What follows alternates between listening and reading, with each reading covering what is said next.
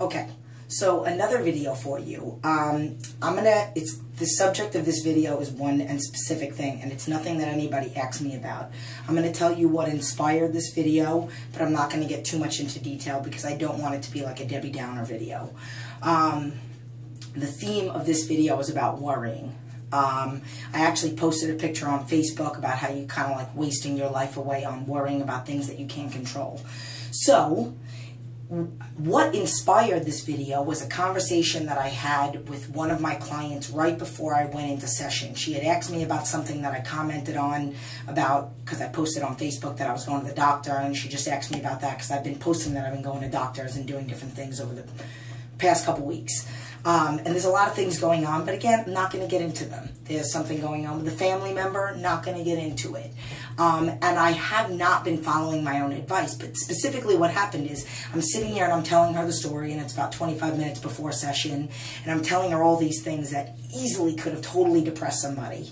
Oh, they found this, and I got to get tested for this, and I got to do this, and this is what's happening to this person. And then all of a sudden, I just flipped. Changed it, changed everything. All right, let me tell you what the workout is. And I realized how I can help people with this whole worrying thing, and why I kind of do what I do. So, so basically what this is meant to do is teach you about what to do with the whole worrying scenario. So if you don't have an absolute solid answer as to something that you're worrying about, like let's just say you are worried that you're going to lose your house, so you're not going to be able to pay your bills on your house. You haven't lost it yet. So until the time comes, there's no point in worrying. And then even when the time comes, if it, God forbid, didn't happen, there are things that you need to do so that you can get out of that situation and find something. So literally there's no point ever in worrying on anything. So it's a lot easier said than done than to just give somebody advice about how there's no point in worrying, because you can't help it. And I even did that a couple times. I mean, you can't see it because I'm very good at covering it up, but I never have pimples, and I have like 5 right now. I've noticed, and I know you guys are going to kind of laugh, but I put on like 5 or 6 pounds, and literally since the other day, today is the middle of the day on Tuesday, since something happened on Sunday and since what really happened on Monday, I've already lost 2 of those pounds that I put on just from following my own advice. We're not really designed to like be relaxing and resting. If you take it back to olden days, that's all we do all day long is work, work, work, work, work. Our body is designed to be able to do that. Downtime, relaxing, going to spas, spending time with friends, that's different.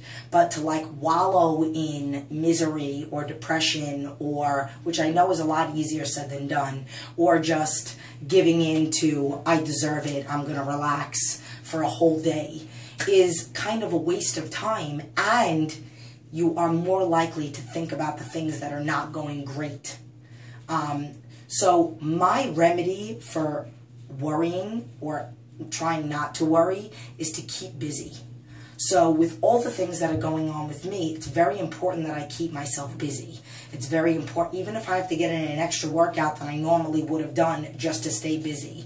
If it's a Sunday and I got to make a game plan to do something all day because I can't just relax. Because if I relax, then I think about the things that I'm worrying about, that I shouldn't be worrying about, because there's no point in worrying about them until I have to deal with them. So one of the things was that they found a breast, that is hysterical. They found a lump in my breast. And I was worried about it for like 5 minutes, and then it was just in the back of my mind, and then I got a test done yesterday, and everything's cool. So yay. This isn't the first time they found one, and I do have cancer in my family, so I was worried for a little minute, but not really stressing about it, worrying, as hubby. But there are other things that they don't know that I'm still waiting on getting tests done, and I have to try to take my own advice. So now in reference to the example about what happened the other day with my client, literally, I have things in my life that keep my mind off of me so I don't stress. So like getting up every morning and critiquing food logs. I have no time to wallow in my own sorry, I'm feeling this and worrying about that, because I have to help other people, because I want to help other people, because I've committed myself to being a woman of my word, that I refuse to never not get up at 3:30 in the morning and critique food logs. I will never miss a session. I don't care. I am literally snotting all over my treadmill because I'm still sick. But I don't care. And I almost snot on somebody this morning when I whipped my head around. Would have been really embarrassed, but whatever.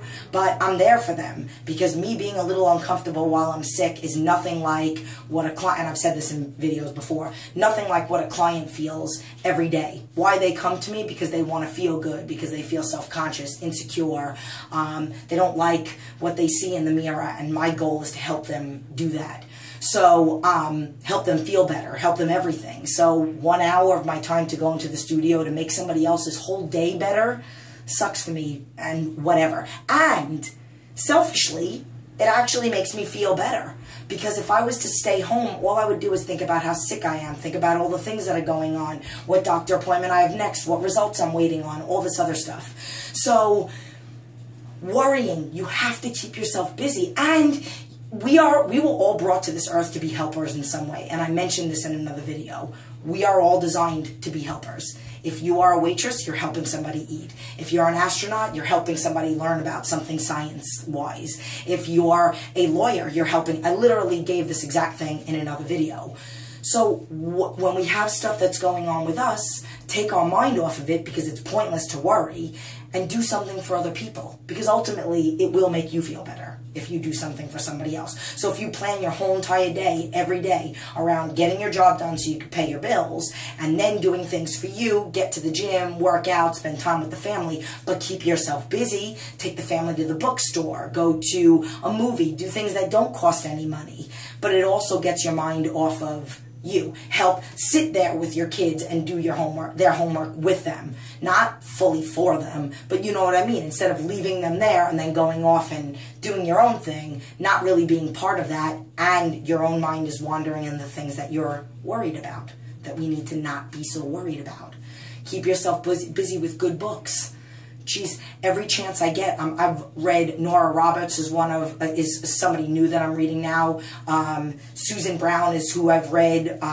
Something Hogue is another person, and I literally, it's like, that's what I have to do. I have to do a million different things, and that's why I like my days being busy. So worrying is pointless. Worrying is something that takes away from your life, and it doesn't make sense until you really have to. And even then, as I mentioned in the beginning of the video, it really doesn't make sense overall, because once you do have something to worry about, or once you do have a situation, you can't waste energy worrying about it, because now you have to deal with it.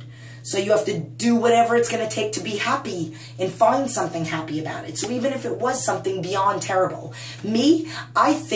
I sat down and was just thinking the other day, oh my goodness, if I did have this, which I was partly worrying, if I did have this, I would use it as a tool to inspire, to show people that it's not going to hold me down. And I would tell people about it, and I would let them know, and I would let them know that I'm still. And most of my clients, or anybody for that matter, any one of you guys or anybody on Facebook, had no idea that I've been going. Yes, I've mentioned them in my little descriptions of what my day is like, but nobody had any idea in the way that I acted in session or on food logs or anything, because I refuse to allow that to be part of my son doesn't, my husband doesn't. So any situation that you're in, you have to learn how to deal with it and look at it in a positive way. It could be 1,000 times worse, and good thing it's not this, and it's only this. So I hope this video helped somebody in some way, shape, or form. I know it was an awful lot of rambling, because I have a tendency of doing that. That being said, I love you, and that's why I do it. Life is amazing. Find the positive in everything, and keep yourself busy and do something for somebody else. Don't get me wrong. I'm not saying don't do stuff for you.